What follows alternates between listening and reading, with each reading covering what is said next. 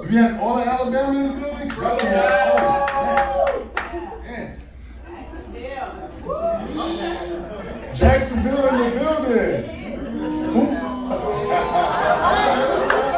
right. Who else is in the building? Who else is? You got ATL in the building. Who else is in the building? South Florida. South Florida. Orlando, yeah. All right, Orlando's there. I mean, we are in Orlando, so we should be here. That's great. A little bit, yeah. All right. So, you know when you have something really good, and it's like you want to share it, but you really want to keep it for yourself? You know what I mean? That's how I feel this morning. Because our speaker is my mentor. And I know once y'all learn how dope this guy is, I don't know if he's gonna have time for little old me anymore. But our speaker today is Phil George's, our lovely ladies in the front.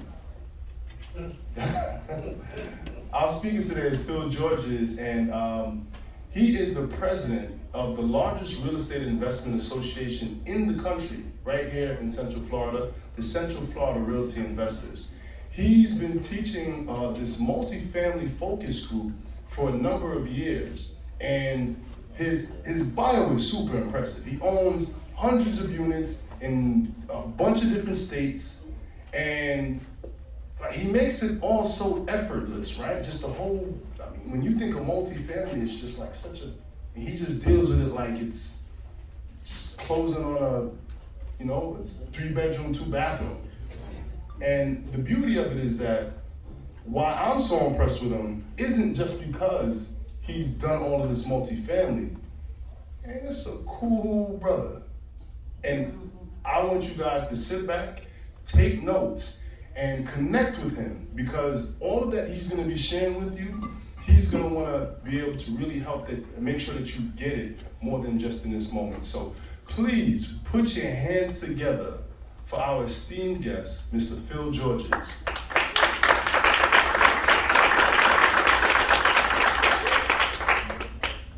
Thank you, people. Chad's my hype man, just shut up. Before I get started, is anybody in here under 25? Yeah. Yes. Okay.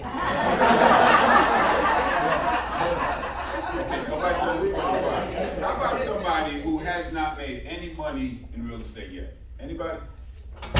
Okay, it's tough crowd. Y'all making money, up there. Okay, what else can I do as a qualifier? Under 30. You under 30? Come on up here. Oh.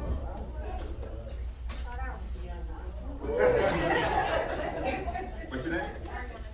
Ariana Jackson. She's under 30. She's in the business, okay? And what I wanted to illustrate here, first thing I want you to do is take the QR code, save my number. All my contact information is there. It says save right there. I'm sharing yours back. What I'm going to do is I'm going to keep track of her career. Because I want to see where she goes.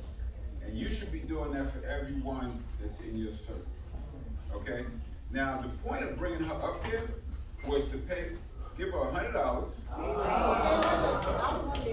Because the first part of success is showing up on time. That's right.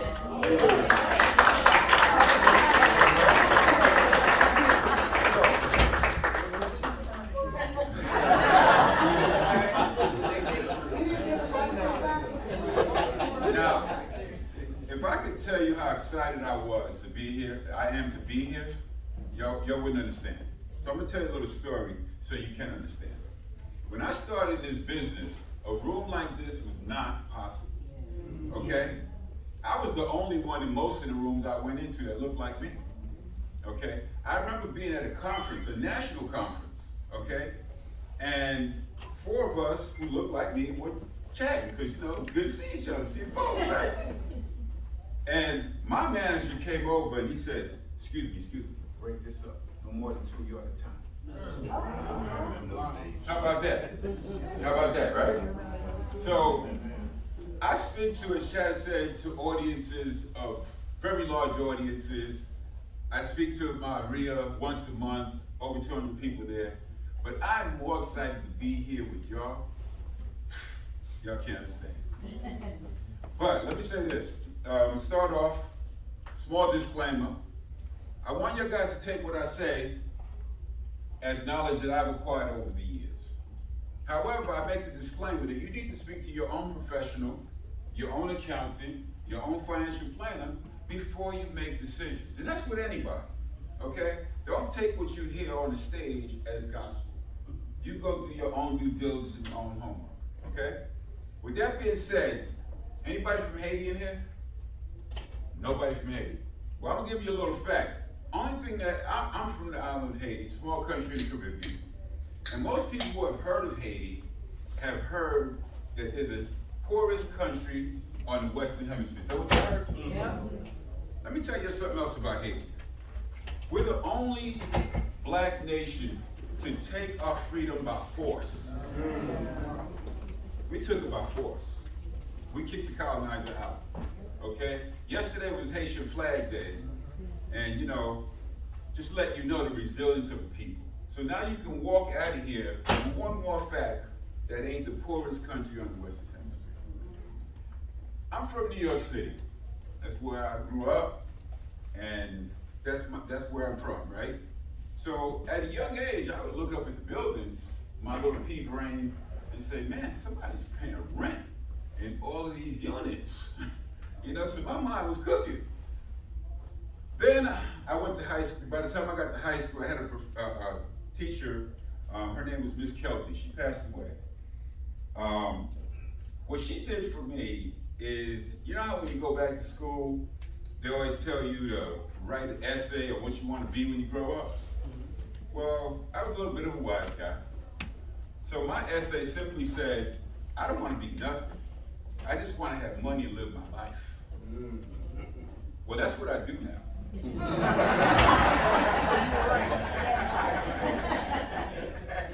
I didn't know how to quite figure it out initially, because Miss Kelty said, good luck with that, Mr. But I went on to get a degree in microbiology. Okay, so I was a scientist, I was a nerd. Okay, I learned microbiology. I was under a microscope. My first job out of college, I was a water quality analyst. Okay, sounds like a fancy title, but all I did was look under the microscope and test water. Well, water doesn't change much. You drink it every day. We had a 2-day advance to the water supply system. And we would test the water, I was getting bored, because my mind was cooking. So what eventually happened is I saw a late night infomercial. And the guy got on there, his name was Al Lowry, this is 1984. He said, get rich in real estate. I'm like, wow, I live around a lot of it, So I went to this weekend class. And that's all the information I had on real estate. I went to a weekend class.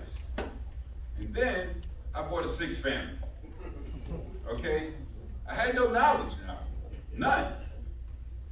And for those of y'all who are doing the math about 1985, trying to figure out how old I was, I was 5 years old.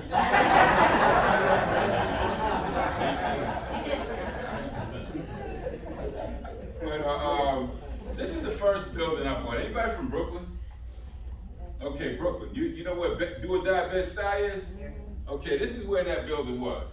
This is the building right here, 1425 St. Mark's that I bought. With no knowledge, but a weekend course. I want to emphasize that. I paid $27,000 for it. A lot of money in 1985 days for a young man who had to get cash advances off his credit card, tell dad, yo, I need a little bit of money because I'm going to do this real estate thing. You had a credit card at 5 years old?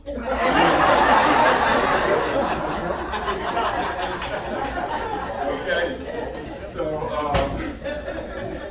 So I went, after I purchased it, I thought the next thing to do was to go get it renovated, right? Because this building, mind you, had no floors. I mean, it had floors, but it had no doors, no windows, no kitchens, no baths. It had nothing. It was a shell. And I hadn't even seen it before I bought it. Okay? But I had a lot of get up and go. I had no fear, okay? As a young man, no fear. So I go get renovation estimates, and one contractor after another will come in, and they would say to me, yeah, it's gonna be about 125 to fix it, 150 to fix it, 175 to fix it. And I said, cool. And this one guy, he was a brother. He came in, he said, young man, I gotta tell you, you got a problem. And I said, what? He said, it's gonna cost you 150 to fix it. And I said, yeah, that's no problem, because that's what everybody was saying. He said, no, that's not the problem. He said, because when you're done fixing it, it's gonna be worth 125. Okay, so I knew nothing about costs. I knew nothing about rent, right? So I'm like, what? So the ARV was 125. The after repair value is 125. So at this point, I'm like, I don't know what to do. You know, I ain't had no money to keep paying the mortgage, and you know, wasn't gonna get fixed. So I did what a normal 24-year-old. I stopped paying the mortgage. I said, hey, you know, take a loss, take my L. This is what it looks like today. The city eminent domain the property. The whole block. See, so this is it. See the nice cars? 1985, 84, 60s cars, I don't know what it was. But this is what it looks like today. So if you're from Brooklyn, I'm part of that park history. That's a park now. Okay? So what next? You know? So I quit my job, mind you, when I bought this property. I had a good city job, making good city money, benefits, everything else. My dad said, you are absolutely out your mind, okay? Quit a city job, and he said, what are you gonna do? Oh, I'm gonna be a commercial real estate broker. He's like, cool, okay. How much do they pay? I said, they don't pay nothing. He's like, let me get this straight. You quit your good city job with city benefits to get a job that pays nothing? I said, well, Dad, we're gonna make a lot of money at this. We're gonna make a lot of money at this. As time went on, being the complexion that I am in New York City, which is a jungle in commercial real estate, only one looking like me most of the time, I wasn't making no money, okay? But the one good thing that happened while I was a commercial broker, I ran into somebody who was an acquisitions agent for one of the big firms there. I could name drop, but I don't do that kind of stuff. He was a brother, and he said to me, you know what? You're sitting on the wrong side of the table. I'm thinking, you know, I don't know much about it. What do you mean the wrong side of the table? You know? After a little while it cooked, I should be buying, not selling. Okay? But I wasn't making no money, so I went back to corporate America, man. I had to do what I had to do. Okay? No shame. I had to go back to corporate America. I worked all day, and then I studied real estate nights and weekends. I mean, all the time, anything. I was studying real estate. I became a weekend warrior. I would do buy and hold, fix and flip, wholesale, residential leases, commercial leases, subject twos, short sales, lease options. I've done all of that. I buy tax certificates. I bought at the courthouse. I bought at online auctions. I bought HUD properties. I bought VA properties.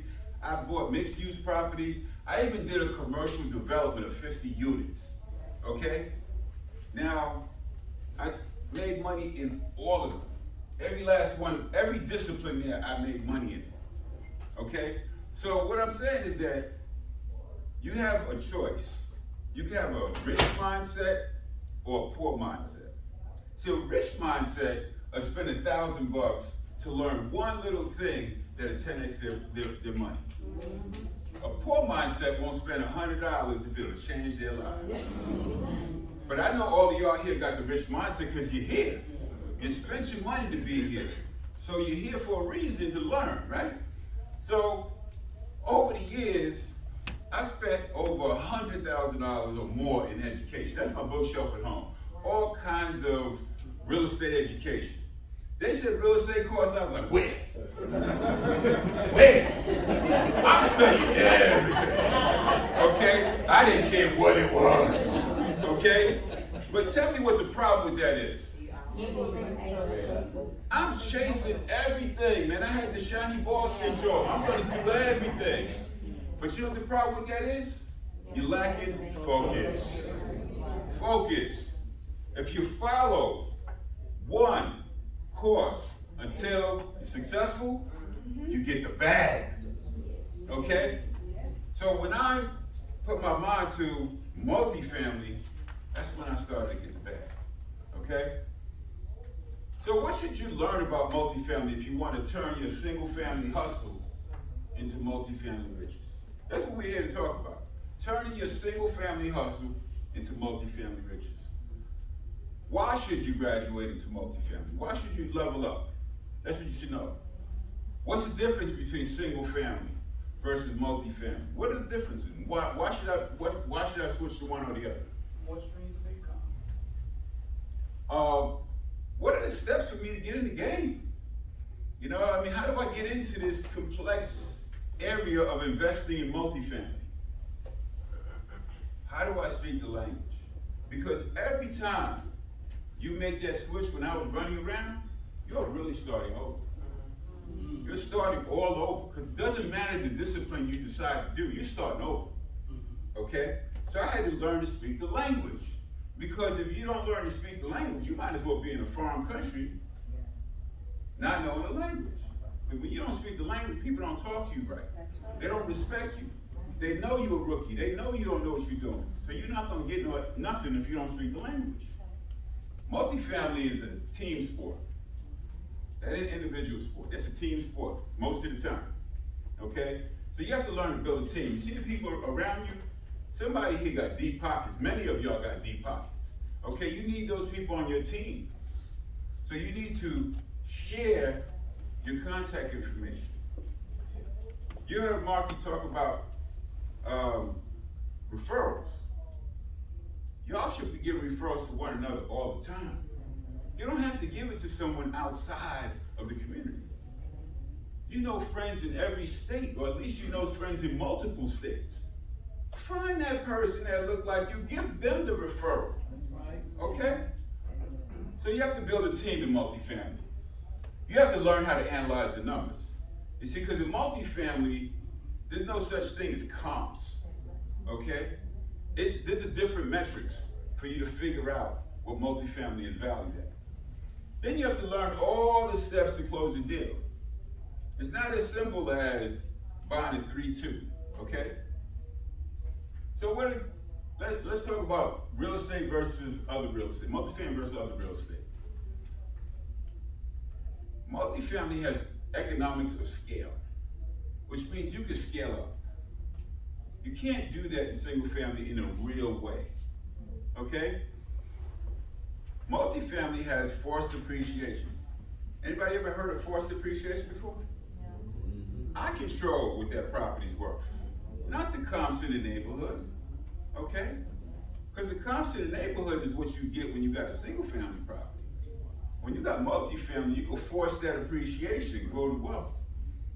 You have accelerated depreciation, which means you can get your tax write-offs a lot quicker. At 27 and a half years or 39 years, you could do it in 5 in a lot of times in multifamily. Imagine what kind of write-offs that is to your tax budget. You know, you heard that orange dude talk about he don't pay taxes. Neither do I. Never have. Because that's the metric of multifamily. When you got vacancies, there ain't no problem. You got a vacancy in a single family, you got a problem. You get management efficiencies. So I got management people that handle all my property. I don't know a single tenant. Okay? I don't know a single tenant problem. Because I got management companies who handle all that. I can improve my tenant base. When you got a single family, you got a tenant problem, he's your whole tenant base. If I got 10, 15, 20, I can get rid of that one and my environment changes. And you have faster equity buildup. Now, how do you get in the game? Everybody wants to know how to get in the game. Well, you can do it like I did it. I built my portfolio ground up. Every unit I own myself, okay? That's one way to do it. But it took me a long time to get to that place. A very long time. You can become a deal finder. All of y'all in the industry already, you can find large multifamilies and become that asset to a team, okay? You could be a capital raiser. That's the person that goes out and hustles and finds people to invest in these properties, okay? You could be a passive investor. You can have no interest in multifamily. You own Coca-Cola stock, IBM, Google. Own some stock in some real estate. Because you know what? I always say, I was in New York City when 9/11 happened. And on 9/12, people's stock portfolio dipped in half. Overnight. And people said, what are you gonna do, Phil? I said, nothing, my rent didn't change. The value of my property didn't go down. Might have went down a little bit, but I wasn't selling, so the value didn't go down. So you could be a passive investor. You could be that person that capital raiser is chasing, okay? Or you can get a mentor who could speed the whole process up for you. Teach you the game, teach you how to get in and out real quick, okay? So these are the ways you can get in the game. You wanna take a picture? I'm sorry. Somebody start that. I get excited when, you know. Okay, so let's talk about the scale, right? You own a single family house, you got a roof replacement, comes out of Hip National Bank. You got an AC, plumbing, insurance, maintenance, all of that comes out of that one little rent check that you get from that single family house, okay? Normally if you got a single family house, you're not putting no money away for reserve, you're spending that money, okay? But when you got a multifamily, you get to divide all those expenses by the number of units that you have. So I got a roof replacement, and I got 30 units. I divide that by 30, okay? It's not gonna hurt as much. And the other thing is, when I have vacancy, if I've got a 10 unit, and I have one vacancy, what's my vacancy rate? 10%. 10%. I got one unit, what's my vacancy rate? There's a problem there. Because now I gotta pay the mortgage myself. I gotta pay to get the grass cut myself until I get another 10. All right, so let's say we're in Orlando now, so I did a little Orlando map. You started out and you wanna have a bunch of rental units. You said, hey, this is the game, I wanna be in real estate, I wanna make money in real estate. We all do, right? So you own you live in Dr. Phillips. You own 2 rentals. You own one in Orlando, one up a little further. This is your Saturday morning. You go to one unit, come back, go to the other unit, took care of the problems, tenants, toilets, trash, whatever the problem is. You took care of it. But you scaling up, right? So now you got 3.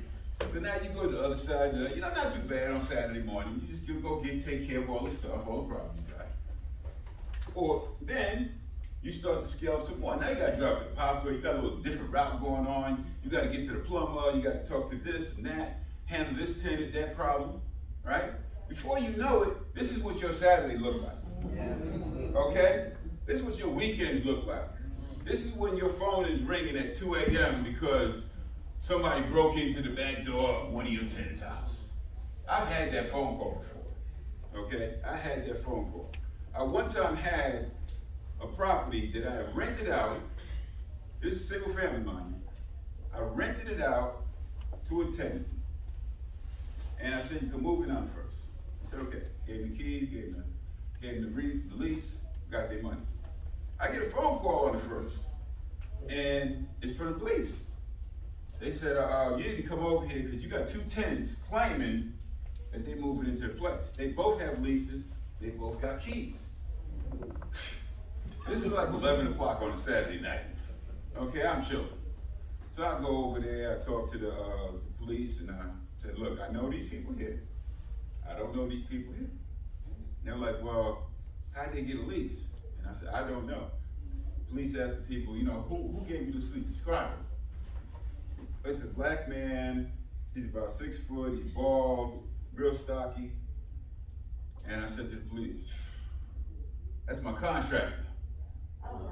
He leased out the unit kept the money, kept the first month rent and security, and dipped. Okay?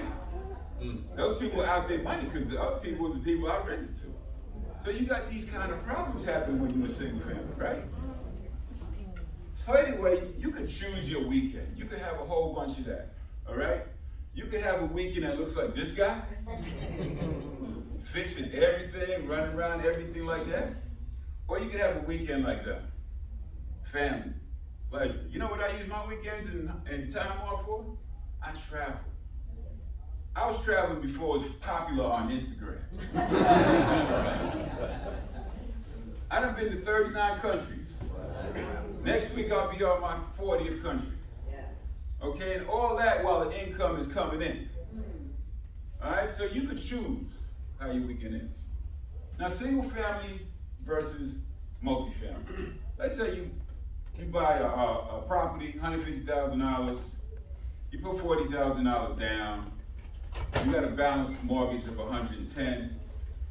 You got a net income of $1,200, and then you pay the mortgage, and you take home $4,500. You're doing something, all right? Or you got a 35 unit. You pay $3.5 million for it. You go out and find some people, OPM, to put up that $1 million for you, okay?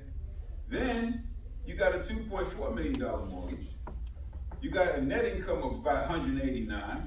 You pay the mortgage, interest only, $27K, $127K, and you got a cash flow of $61,000.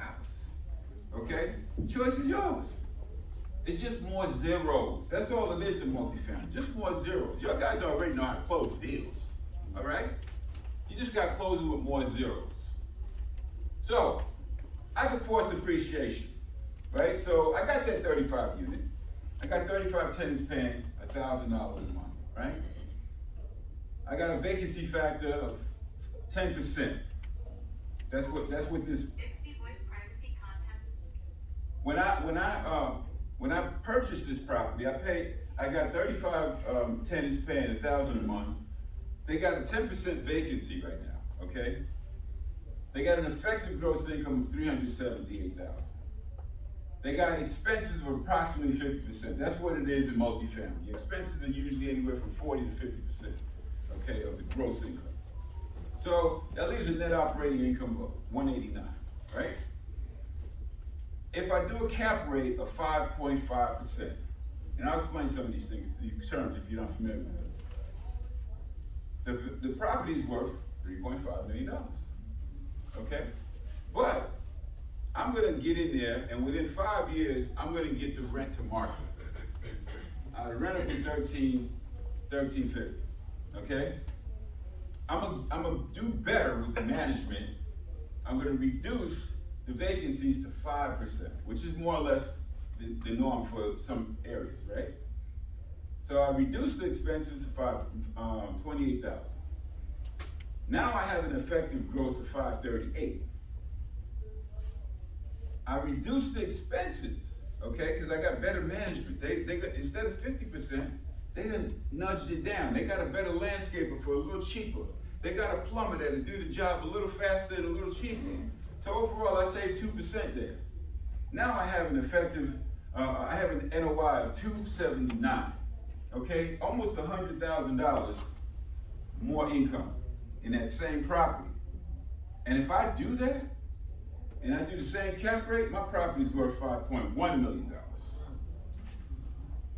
Okay? So this is how multifamily operates, because you can force the appreciation if you got better management, better skills on how to do this stuff. So you get to increase the property value $1.6 million. And all I did is a few fixes and flips, fixes in the operation of the property. So if I had that same single family, and it went up 5% a year, which is pretty normal, right? I've increased the value by $35,000. Now, average person buying single families would say, hey, that's pretty good. Do one of those every year, I'm building equity, I'm building wealth, right? If I do the same thing with a multifamily, I increased the rent by 350 over that 5-year period. I lowered the expenses just 2%. I increased the NOI to 279. My value is 5.1.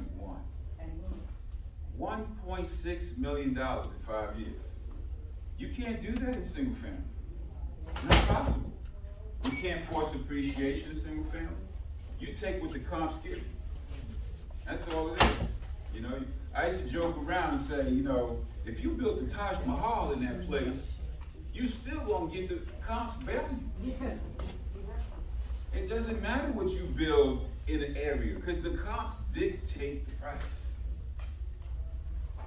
All right, so you want to get in, you got to learn the language. So I'm gonna just throw some terms at you, things that you got to learn when you're doing multifamily. Okay, you got to learn the MSA. You guys already know that, right? You got to sign confidentiality agreements, which we call CAs. We got to do an NDA, which is the same thing. This is how the broker decides to give you information on the property. Then they give you what they call an OM. That's the offering memorandum. That document, depending on the broker that you get it from, gives you all the information on the property. They can be as much as 50 pages worth of information on that property. Okay? They'll give you that once you sign the non-disclosure. You got to know things like price per door, because that's what we talk. How much per door is that? How much per door is that? That's basically a division of how many units do we have divided by the price of the property. And I said, oh yes, 120 a door. Okay, that's reasonable for that area. It's one little piece, right? You got to get something called a T12. A T12 is 12 months, and you want every individual month of expenses on that property. Okay? It's a profit and loss statement, and some people call it. But the T12 tells you, gives you a timeline, month after month after month, of what is being spent on this property, income and expenses. And then you need a rent roll. A rent roll is very simply a list of tenants, what they're paying for rent, when their lease is due, and how long they've been in the unit. And they're different from every owner. There's no uniform way of getting a rent roll. Some people just have the name and the rent. Some people have the name unit rent. Some people just say, hey, I'm getting the rent. But these are the things that you need, right? So, continuing on, you know, you have a gross schedule rent, which is basically, if you can imagine, let's say we have 10 units, and the rent's $1,000. That means you're getting $10,000. That's what the property can get. Do you always get the gross rent? No, because there's going to be vacancies sometimes. So that's because then you have what is the effective rent. That's what you actually collected.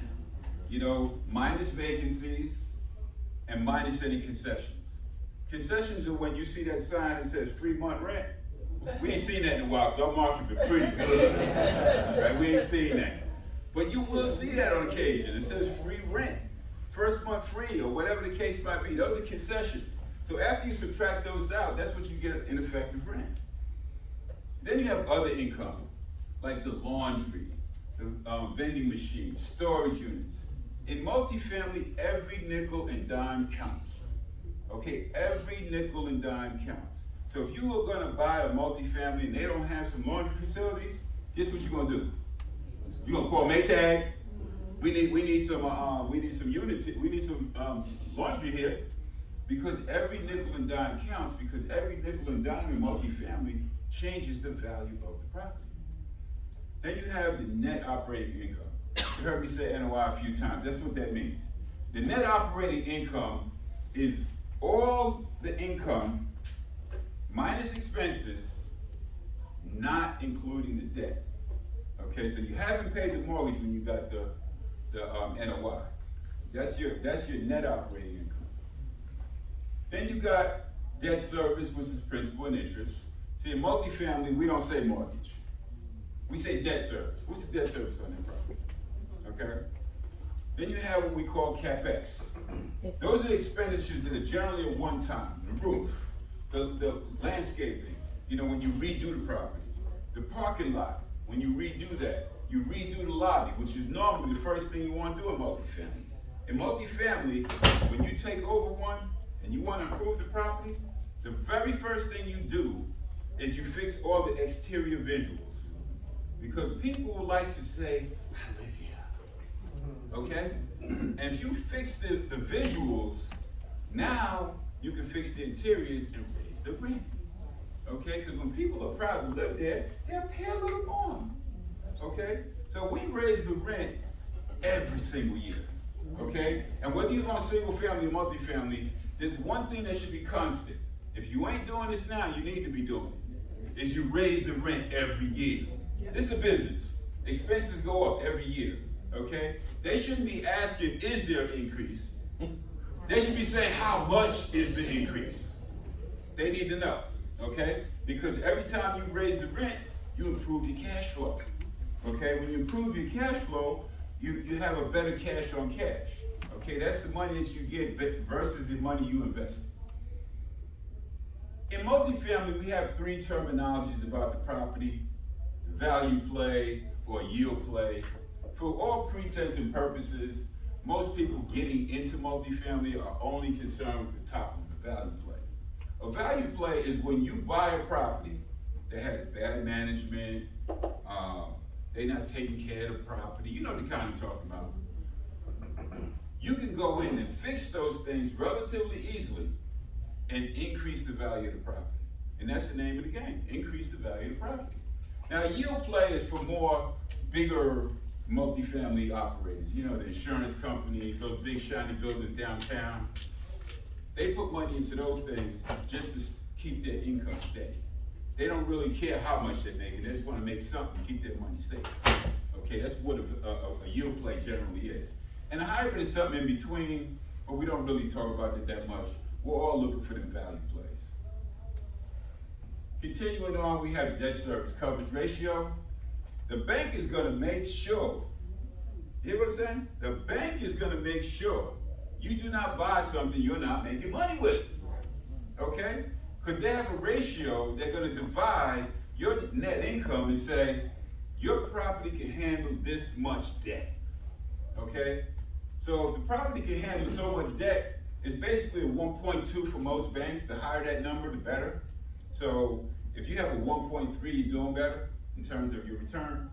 But banks don't like to lend less than 1.2. Some areas like downtown, the shiny glass buildings, they'll go down to 1.0. They'll let you break even because they know those things are going to go up. But for all pretense and purposes, 1.2 is what the banks want, right? So if you had a net operating income of, let's say, $50,000, how much debt do you believe you can carry? Anybody know? There's an equation for that. If you divide by 1.2, it'll tell you how much you can pay per month on that mortgage, okay? So you always want to know, when you're doing the math, can the property carry the debt and leave me some money left over? You save yourself a whole lot of headache going to the lender and saying, hey, can I borrow some money? If you haven't done the math and figured out, it can't carry that. You know, I see property all the time, it can't carry the debt. So I'm not buying it. Then I mentioned forced depreciation. That's where you decrease expenses and increase the income. Okay, that takes you to forced depreciation. Now you want to learn how to build a team. Okay, you need these people on your team. You need an investor or partners that got money. And believe me, there's a lot of people that got money. People think, oh, no, there's a lot of people that got money. You want to get a commercial real estate broker. Any commercial brokers in here? Okay, come see her, come see him. Okay, come see her. Because they can get those listings. Because it's a closed door.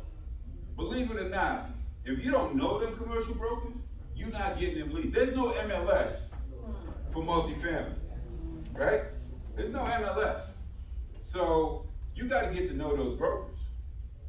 You need a property management company on your side because you don't want to take them phone calls on a weekend.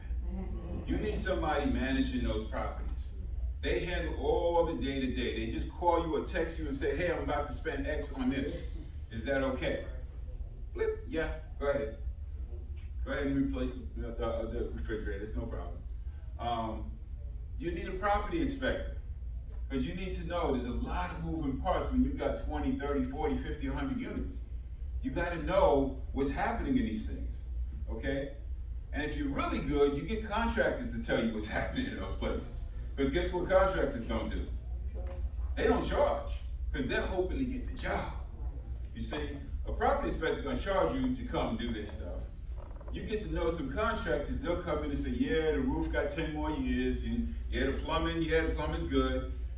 So that's a better way of getting those properties inspected when you buy them. You gotta get to know contractors, get some on your team. You gotta have a mortgage broker, because you need to know before you buy the property, hear what I'm saying? Before you buy the property, how much interest rate am I gonna pay?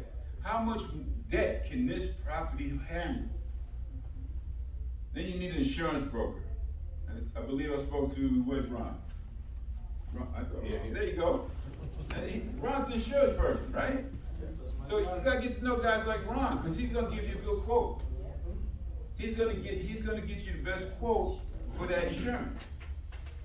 Because all of this stuff you have to know before you buy, because it's all about math, okay? And finally, you're gonna need an attorney or a title company. Do I have any attorneys or title companies in here? There you go, you got an attorney or a title company over there. You gotta have these people on your team, okay? Then you have to find a property. The number one way to find multifamily property, I hate to say it, is with a broker. There's a lot of guys out here, they sending out mail, you know, this ain't single family. You think I see any of the mail people say, I wanna buy your property? I don't see none of that mail, it's going to my management company. They throw it in the garbage, in the circular file. You got to get to know those brokers. They're going to, when you get to know a commercial broker, tell them, you say commercial broker, right? You give listings to everybody? I don't give listings to everybody. It ain't single family. You're not shooting it out there to everybody. You call and Phil, hey Phil, listen man, I got this property, If I say no, they call the next guy like me. And the next guy like me. When they can't get it sold with their database of buyers, then you can also do direct mail, but that, like I said, that's hard.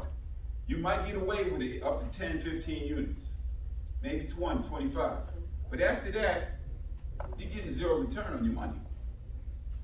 So when the broker, when you don't call all your buyers, none of them want it, what you gonna do? You're gonna put it on LoopNet, you're gonna Craigslist, 10X, that's where it's going to be. It's going to be out there for the general population at that point. But guess what? All of his professional buyers have already said no thank you. So that takes you right back to talking to Eugene. Talk to him and learn and get those listings before it's out there in the marketplace. Okay? Every now and then you're going to find a multifamily MLS. Any of you guys ever had a multifamily MLS? And I'm not talking about 2, 3 units, I'm talking about 5 or more.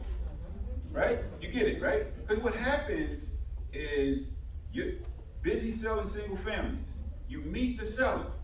The seller says, man, I'm glad you're gonna sell my house, but I got this 10 unit down in Tennessee. You know, can you sell it? What you gonna say? Yeah. Of course! Of course! You know, and that's when you pick up the phone and you call your brother or sister in Tennessee and say, I got a referral for you. Right. And they don't do multifamily, so they put it in the MLS. Right? They don't have a database of multifamily buyers. You can telemarket, you can do text messaging, but that's similar to doing direct mail. That only works to a level. Because when you get to them higher levels, you can't get to the owner. He's got everything funneled through his management company. And you can do what we're doing right here this weekend. You can network. You can get to know the other people who are doing this. You can get to meet them, talk to them, because people do business with one type of person. You know what type of person they do business with? People that they know, they like, and they trust. The only way that happens is y'all share numbers and y'all be on the phone, talk to each other. Find out things about each other, personal things, where y'all can connect. okay? I usually tell new people, that Before you, how do you feel about the, like, Facebook groups that they have the commercial properties and then they list and things? How do you feel about that? it's good for education. Get on all the Facebook groups that do that. It's good for it's good to find out things, network with one another. But chances are finding a real live deal on there is no better than finding it, on LoopNet or Craigslist. Okay. But as I was gonna say about the script, a new person can say this script, right? And be somewhat in, because they said that they work with a group of high net worth individuals, right? So when a broker hears you work with a group of high net worth individuals, they listen to them, right? I'm trying to expand into the Orlando market. I got this management company on my team. I'm looking for properties that are 2.5 million with a 6.5 cap rate. When I say something like this to a broker, they say, this guy kind of knows the language. He knows the language. He may not be an expert, he knows the language. So they'll talk to you. Because if you don't know the language, as I said earlier, they are not dealing with you. They're not giving you listings. Because their listings are proprietary. They want to sell it because they work differently than single family agents do. Because with them, they get both ends of the deal. They're not splitting the commission. They find the property, they send it to their buyers, and if they can't get their buyers, someone in their office is gonna get that thing sold. Okay, and they're taking all the money. So I get a lot of listings coming my way. A lot of listings, right? Either it's by phone call or I'm on their email list. I have to get rid of them because I can't analyze them all. It takes a long time to analyze a multifamily property. So I developed a little funnel. And what I do is, like, let's say if it's 60 units, right? They send it to me, the rent is 1,000, so that's 60,000 for 12 months. 60,000 times 12, right? That gives me a gross income of $720,000. So I say to myself, there's gonna be a vacancy factor. I'm just gonna throw in 0.9, okay? I'm gonna have an effective income of $648,000. I'm gonna multiply that by a cap rate. That's my effective, so I took out the vacancy. I'm gonna multiply that by a cap rate, whatever the cap rate is in that market. Okay, if you don't know what cap rate is, it's a complicated form. It's not a complicated form, but it's a formula for us to figure out what my return on the investment is. Okay? So that gives me $324,000. I take that net operating income, and if it comes up anywhere within 10% above or below, trash it, because I don't have time to analyze it. Okay? So I developed a little funnel, so that way I can look at property real quickly. If it falls in that parameter, I'm gonna spend some more time analyzing that property. Okay? If it doesn't, I'm gone. Now, like I said, multifamily is a team sport. Get to know one another. You guys have any idea what these two teams have in common? Huh? Brooklyn. I'm from Brooklyn. That's what they got in common. But what does that have to do with multifamily real estate? See, y'all probably heard Magic Johnson bought the Dodgers a few years ago, right? Y'all heard Jay-Z bought the Nets a few years back. Y'all think that they wrote a check? No, they didn't write a check. They got all their rich friends to say, here's the check. They're the face of the franchise, but they syndicated that deal. Okay? And that's what we do with multifamily. You get a bunch of people to put money up so you can buy these large assets. Oops, I think I cut off the thing. I need that back on. Oh, there you go. Like I said, they syndicated that deal. So what is syndication? As I stated, syndication is basically getting a core group of people to invest in that property. So I might have a team of 4 or 5 people, right? And we're gonna go find all of our rich friends or all the rich people we know or the people that got at least $50K that they wanna put into the deal. We're gonna raise that money to buy these large assets. It's different than a partnership, but it has some similarities. The main difference is that when you're doing a syndication, you are selling shares of that property to those investors, okay? And when you're doing that, you need to consult an attorney. For those of you from Orlando, I don't look good in orange.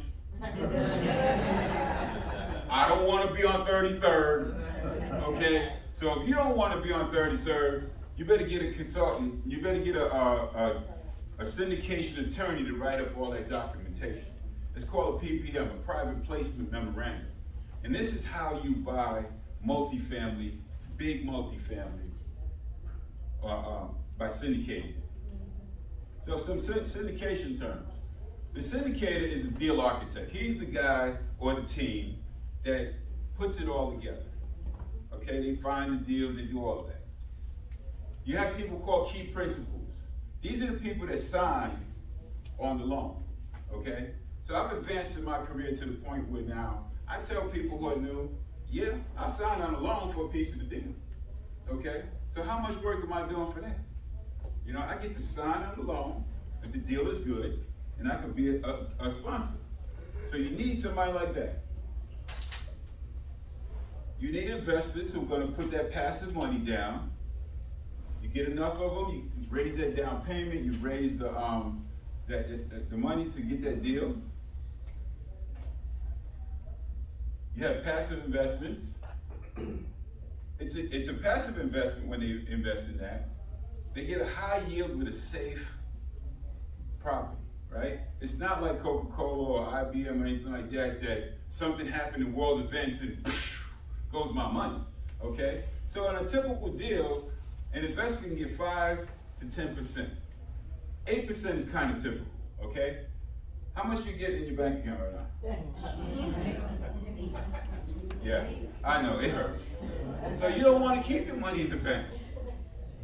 You get on the back end, you can get 50 to 90% of that deal. And when I say back end, I mean when we sell it in 5 years. That $5.1 million, that $1.6 million I talked about, you get to split that up. 50-50, 90-10, whatever the deal does, right? Because everything is what in real estate? Negotiable, okay? So, how do I make money? Number one, you can be a deal finder. You find a killer deal. There's a sponsorship team. There's a lot of them all over the country that will be glad to put you in on that deal and make you some money. You find a syndication attorney. And when I got that in red, I'm serious. Because you don't want to go to jail. If you raise the money the wrong way, because there's certain rules about raising the money. You can't just raise the money and say, hey, call me. You have to follow the rules. You get them to write the prospectus, which is called a PPM, private placement memorandum. You raise the money, you close the property, you force appreciation, now that y'all know what that is, right? And then you sell the property. And typically, a good syndicator is going to sell that property in 3 to 5 years. Because in 3 to 5 years, they've turned that property around to make the value so much more, it's worth selling now. And one of two things can happen. If you raise it enough, you might be able to refinance it, pay the investors back, and they keep a piece of the property. Or you might buy it yourself, okay? And now you get to own the property, okay? You'll hear people in multifamily, they talk about, I got 1,000 units, I got 1,500 units. They own shares of those units. You want to own the whole pie, okay?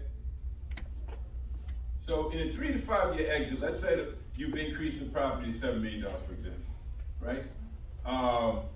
You got closing costs, 4% roughly. You got net proceeds of 1.5. You have an 80-20 split.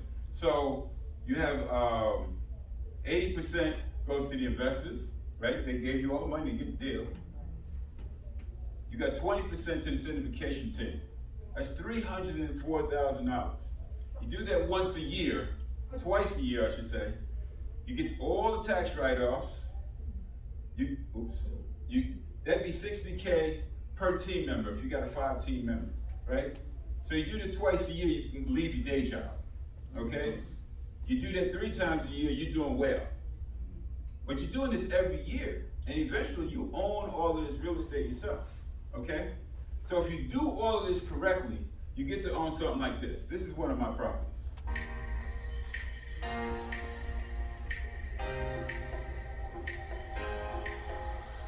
And mind you, I own this 100% myself.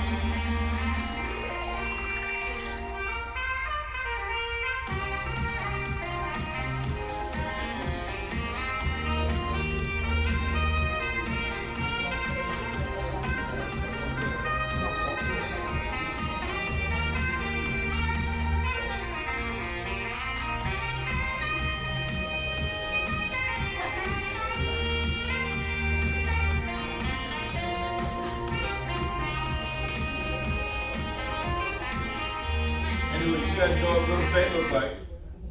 So, how do you get into this business, right? There's pathways to entry. Like I said, you could take all the years it took me to build a portfolio from ground up. You can own properties like that. It'll take you a very long time, but you can do it. You can get a partner who's been in the business, all right? And learn from that partner and do it. That's still gonna take you a little long time. You can listen to podcasts or go to YouTube University, it's free. Okay? But you ain't gonna avoid the mistakes, okay? Or you get a mentor. And that's who I am. I'm a mentor. I teach people. So I'm gonna leave you guys for questions at this point. This is my contact information. If you want to email me or take my QR code, you know, set a booking time or whatever, you can call me and we'll talk. But I'll leave it open to questions at this point. First off, can we give Mr. George a real?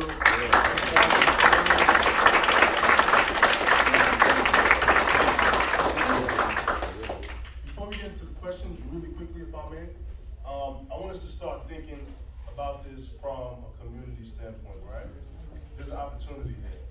And personally, I know that this is like a national treasure, and I don't know why nobody else. I mean, he's for us, right? And I want us to start really thinking about how we could collaborate and bring these ideas together in the community so that we could do big things as an organization. And yeah, I just wanted to set you up in that way. So I appreciate it, He's my hype man, man. Okay. Go ahead, man. Yes, sir. When you're starting out, like you were saying, you want to do it yourself, and instead of starting out like an apartment building or something like that, would you recommend maybe like a quadruplex or like a? Yeah, if you're gonna start and build a portfolio ground up, the first thing I would tell you is get a 4-unit. The reason I say a 4-unit is because you can live in one. You guys heard how house hacking. You live in 1 unit. You rent out 3 others, right? Now you got a cash flow coming in. Now here's the part no one ever tells when they tell you house hack. You're living in that 4th unit, right? Do you gotta pay rent anywhere else? No. No. But if you don't pay rent there, you're missing an opportunity. It's your bank. Put that rent in your bank, because you're gonna get faster to the place where you wanna be. Because you would have had to pay rent somewhere else. So pay the rent to yourself, save that money, and buy the next 4 units, okay? So if you're gonna do it yourself, that's what I would do. My name is Orlando from Jacksonville, Florida.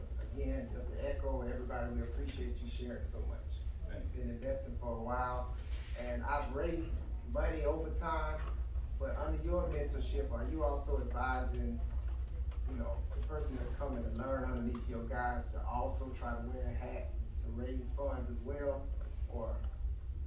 Let's leave it open. What I would say to that is, everyone has a different skill set.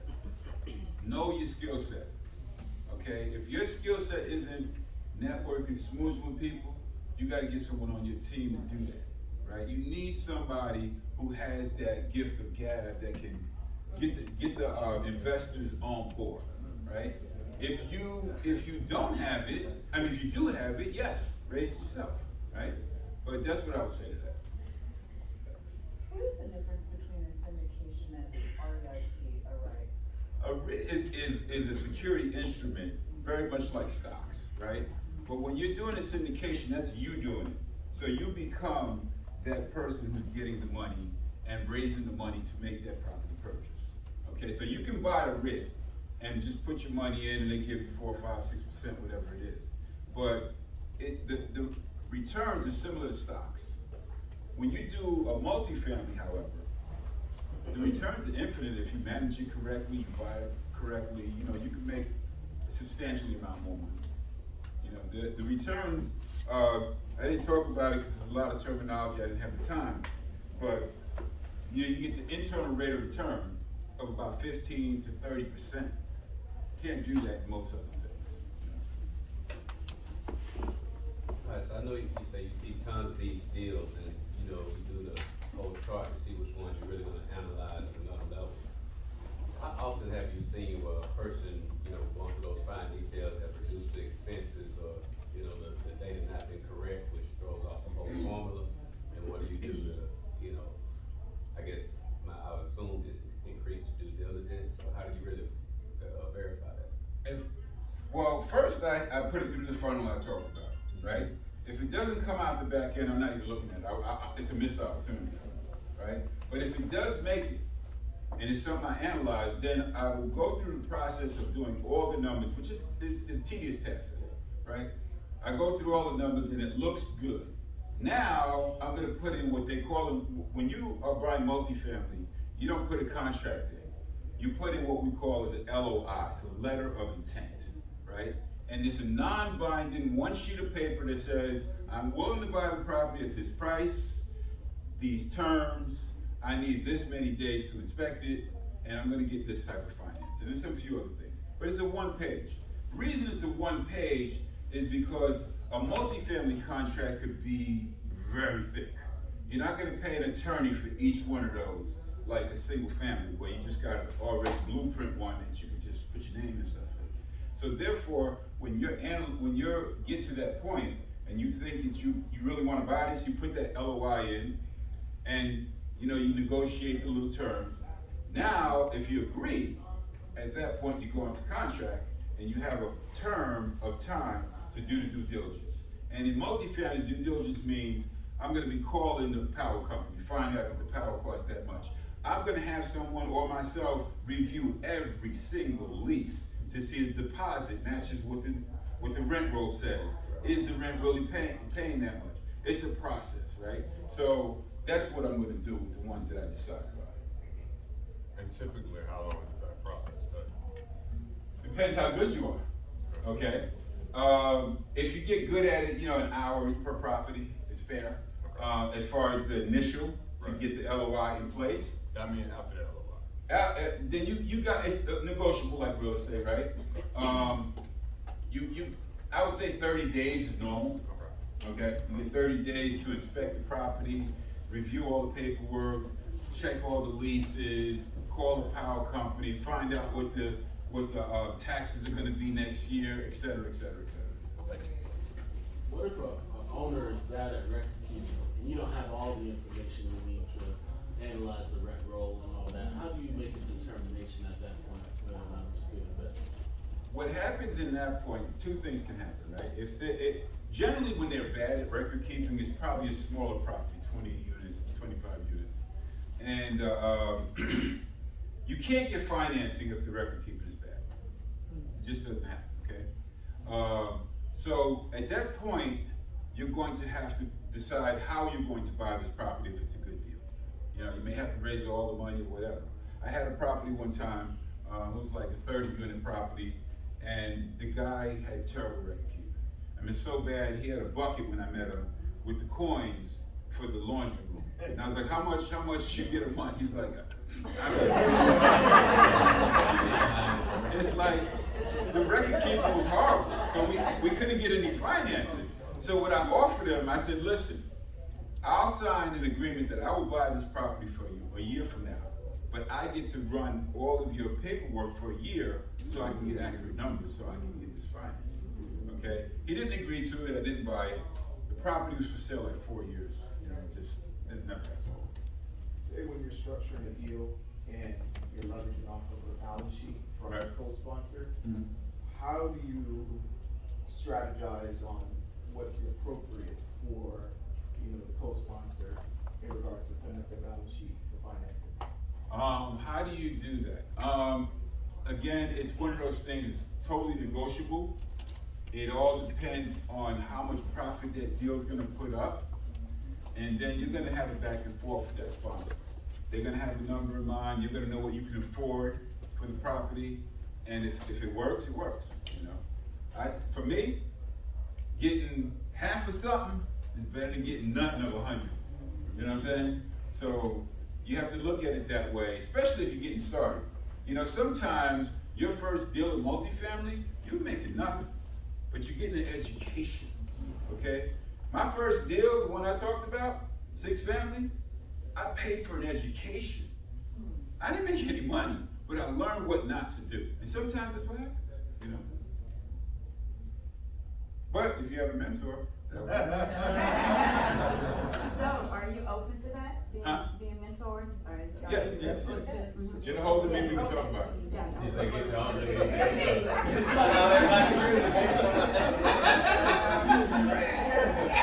Yeah, so I just want to make sure that you get contact. I'm sorry. Do you have investment opportunities, and what is the minimum? Do I have investment opportunities, and what is the minimum? I always will, not necessarily at every moment, but the minimum normally for any syndicator, whether you guys start syndicating, you should probably start at a minimum of 50,000. I'm gonna tell you why. Because if you get your little friends and give you 1,000 here, 1,000 there, it's gonna drive you crazy, okay? Because if somebody got $50,000 to put in your deal, they ain't sweating. But if they giving you the last 5,000, they're gonna be on the phone a lot, okay? So you don't want that. You want minimum 50 if you're gonna do some syndication. What's the, probably the smallest cap rate deal you've invested in? The cap rate is that's the cap rate for you guys to know is what your return is if you bought the property all cash. If you bought the property all cash and you get a 5% cap rate, it means you make it 5%, right? So it all depends on what the interest rate is. Right now, interest rates are kind of high, but if y'all think it was high, when I started, my first property was 12% interest, okay? So interest rate is relative, and cap rates are relative to the property. So, it all depends. It's a lot of depends. And if you hear me saying depends a lot, I want you to always remember this. If someone gives you a straight answer to something, they ain't telling you the truth. Because there's too many variables. It always depends, right? Well, it was just a continuation, and I know it's all relative. Right. But I mean, have you ever tried to, if a person already has their financing in place, they already, If they have their financing in well, place. should I say the person already have a loan in place, right? Uh-huh. And so you just, are there any qualifying consumables, especially if they locked in at a lower interest rate with that? Yes, when you talk about in terms of selling, Yeah, so. they so sell in it multifamily, most loans over $1 million, which is pretty much all of them, are assumed. Especially if you get it from Fannie or Freddie, they're generally assumed. So if you get lucky enough right now, while the rates are high, and find somebody who financed something 3 years ago at 3%, yeah, I want to assume that. I don't want to pay the 5-6% that it is now. So with that being said, that's why I asked, kind of going back to the cap rate. So looking at all things, even all variables on the table, what's like the minimum cap rate, is a good deal for you right now? Well, see, again, that goes back to the cap rate doesn't really have much to do with the financing. Yeah, The cap rate is, no, not the finance, but it's something that say, all right, well, this cap is producing, only 5% or 4%, but I know I can force that appreciation up to 8 or 9, like where do you're you going get to with buy a cap rate? property, guys, for what the cap rate is for the area. Okay, the cap rates are different in different cities, in different parts. Right. So, you know, that's why I keep saying depends, because it could be someplace where it's a high cap rate, and I'm paying a little bit for the money, because cap rate is an inverse ratio, right? The higher the cap rate, the cheaper the property is. The lower the cap rate, the more the property costs. Okay, so that's a depend. So you're the president of CFRI, which is the local RIA. Right. And here we are in a national organization. What have you found that other communities have done well, and what's the opportunity for us to be able to do well, to be able to expand our collective wealth? I think all of y'all know the answer to that. We need to work with each other more. That's very simple. Because every other community works with each other, right? They're pulling each other up. They're not pulling each other down. You know, they're not saying, hey, check my Benz out and, you know, showing off to the next guy. I remember being in church one time, and my pastor said, the reason why all of you are driving these expensive cars to church is because you can show off your car, but you don't want them to come to your house. Okay? My kids one time asked me, you know, I'll leave that alone. The popular saying through neighborhood is if you have a Land Rover and a landlord, you in violation. I love it. So is there such a thing as a bridge loan? So back to what you were saying about the student loan. Right. If you meet the criteria to assume that loan, is there such a thing as a bridge loan between the sale price and the student loan amount? Yes, you can get bridge loan, or you can get what they call mezzanine financing to cover the gap. Yes, you can. So it depends on the deal. Does a part of your mentorship involve evaluating a deal? I mean, I have a syndication client right now. A deal in, St. Louis. Right. So do you evaluate as well to see? I evaluate deals. Trust me, when you go through the mentorship, you're going to be able to know how to speak the language. You're going to know how to talk to brokers, find the money, analyze the deal, know a good deal from a bad deal, the whole works, you know. When I do the mentorship, my goal, I'm going to say it's my goal, is to get you to a multifamily property.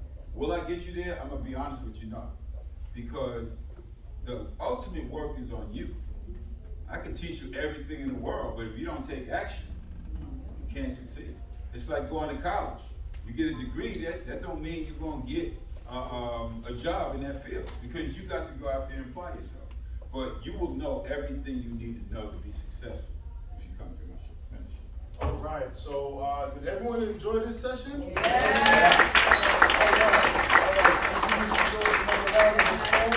Thank you guys. It's been my pleasure and my honor to speak to you guys. Can I ask a question? Are there any chapters in here that would like to have Mr. George speak at their chapter in the future? Okay, cool. Just hit me up. Just email, whatever, however you want to do.